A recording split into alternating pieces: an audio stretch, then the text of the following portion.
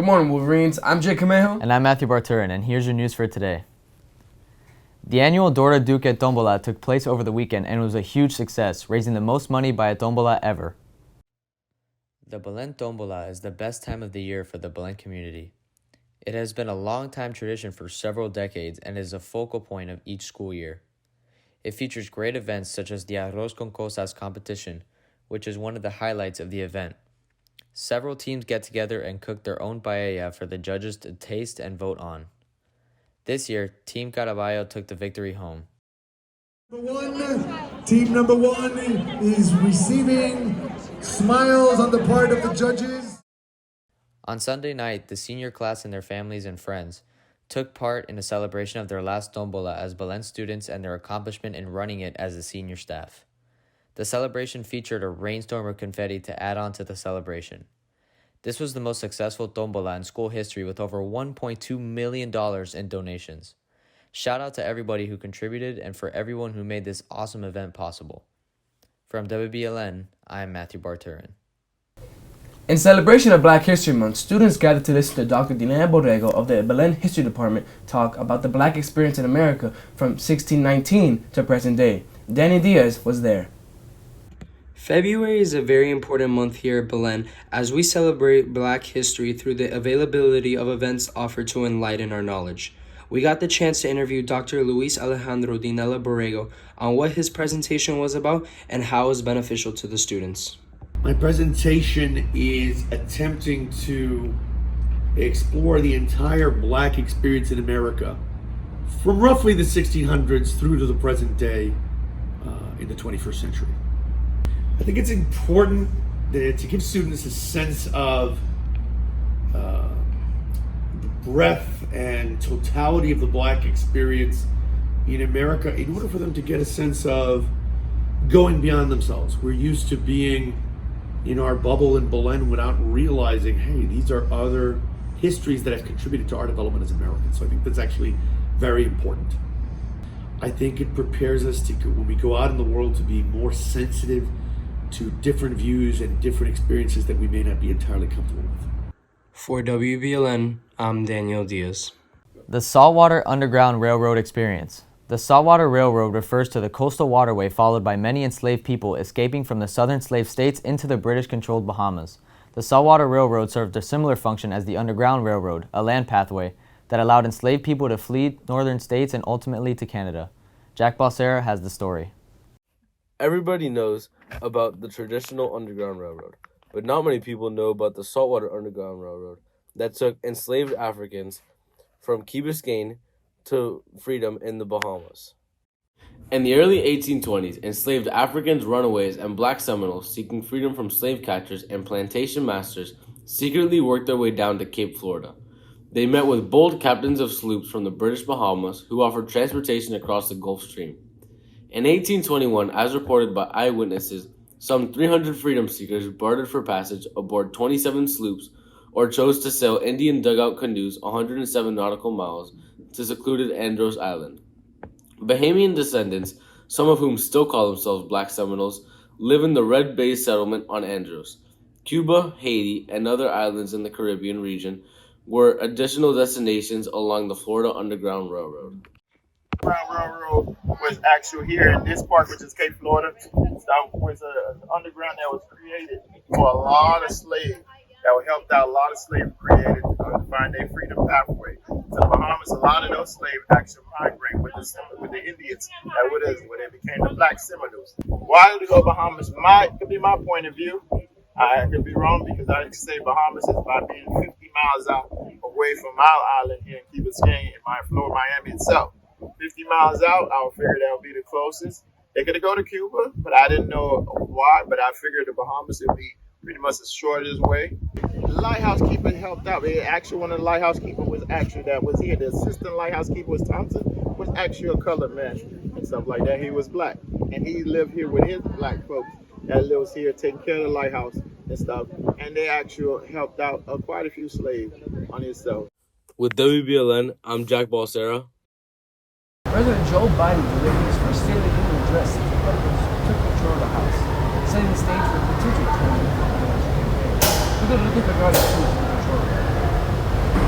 President Joe Biden faced a tough and at times hostile crowd as he addressed a joint session of Congress Tuesday night in his second State of the Union.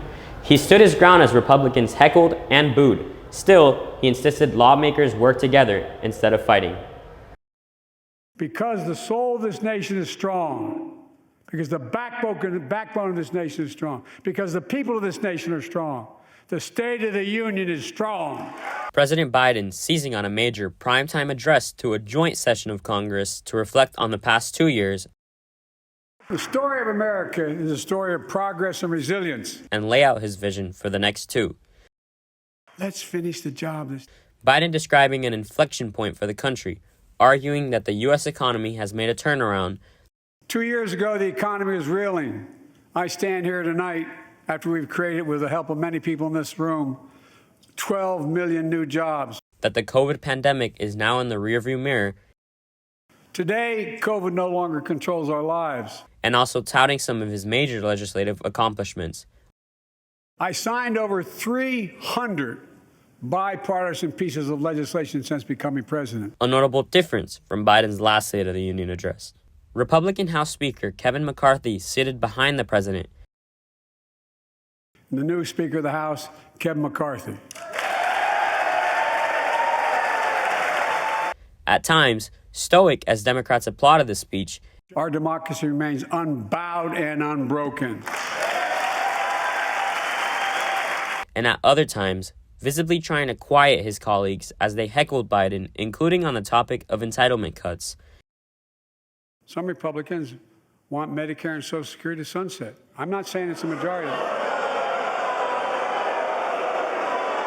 Let me give you, anybody who doubts it, contact my office.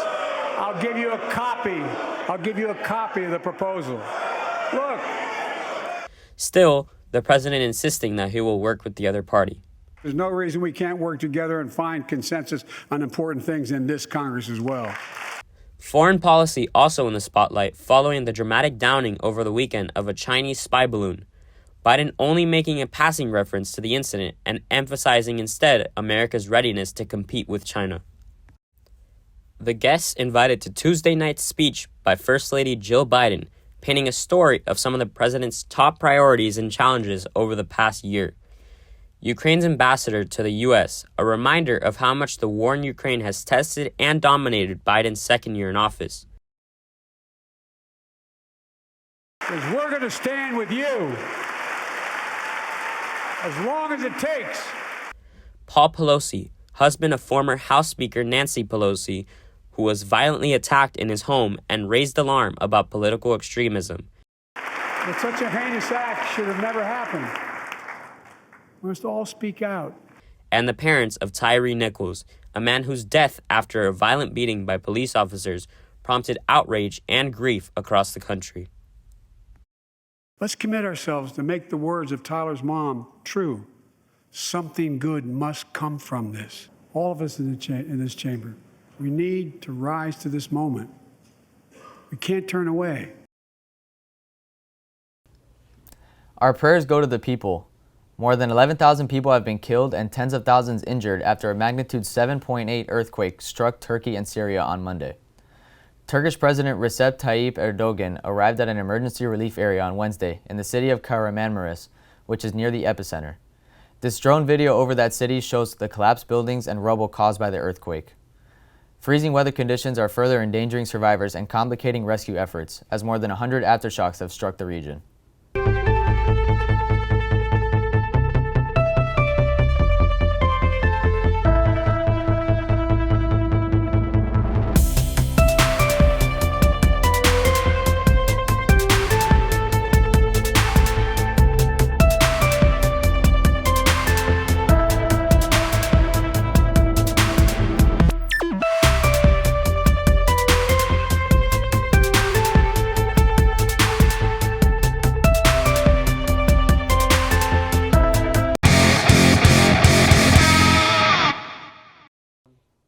What's up, Wolverines? I'm Matthew Benavides, and here are your sports for today. Your varsity basketball team takes on Hialeah Gardens tonight at 7 o'clock. Be sure to pack the house.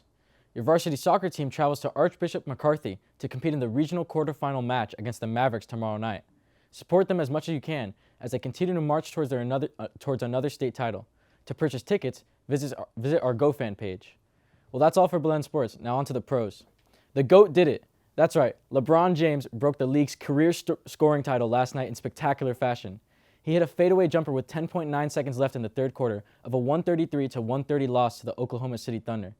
This sent James to the top of the mountain that Kareem Abdul-Jabbar stood on for more than 38 years. LeBron now stands at 38,390 career points. The game came to a halt to celebrate a record that so many thought would never be reached. Truly a historic night. In more big sports news, Super Bowl 57 takes place this Sunday between the Philadelphia Eagles and the Kansas City Chiefs at 6:30 p.m. Eastern Time. It's looking like it's going to be one of the most competitive Super Bowls in a while. Who do you guys have winning? Well, that's all for your sports. Now back to the guys at the desk. Thanks, BOBS. Remember to follow us on YouTube, Instagram, Facebook, and Twitter. Remember to stay safe And stay golden, Wolverines.